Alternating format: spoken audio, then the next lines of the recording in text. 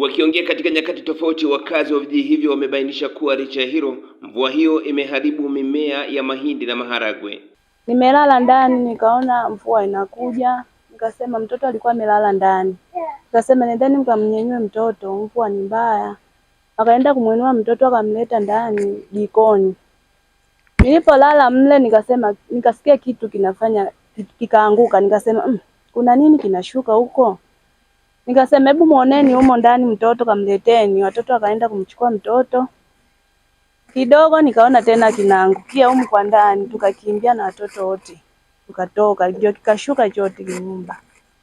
Nikakimbia nje. Yaani mimi nikachanganyikiwa, sina la kufanya. Nikasimama tu nje. Vyote vikaharibika humo ndani, hatukuokoa hata kimoja. Yaani vyote vikaharibika, vitu vya ndani vyote, wanafunzi, madaftari, kila kitu kikaharibika. Nilikuwa kama bwana harusi. Maana jana tumetoka kanisani vizuri, zawadi tukatolewa vizuri. Kwa hiyo wakati ndio tunakuja kwamba tuje tupumzike na mwenzangu, tulipoona dalili za mvua ndio tukio likawa limetukuta hivi. Na jana ndio tulikuwa tumetoka kanisani kufunga ndoa.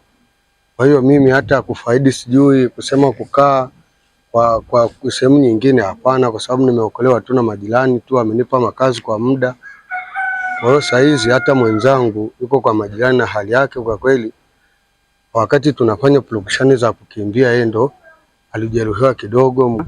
Kwa hiyo nilipewa taarifa kama mwenyekiti wa kitongoji kwamba tembea, kuna wananchi wako wengine wamejeruhiwa kutokana na mvua iliyonyesha jana, mvua ya upepo mkali. Kwa hiyo hivi ndivyo hapa tunaangalia hali halisi.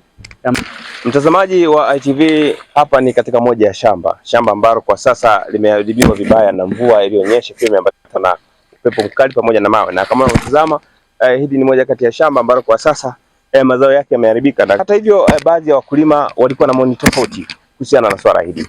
Kilichosababisha hali hii ni mvua iliyonyesha ya mawe. Mawe yalikuwa mengi, ndio yameharibu sana mazao.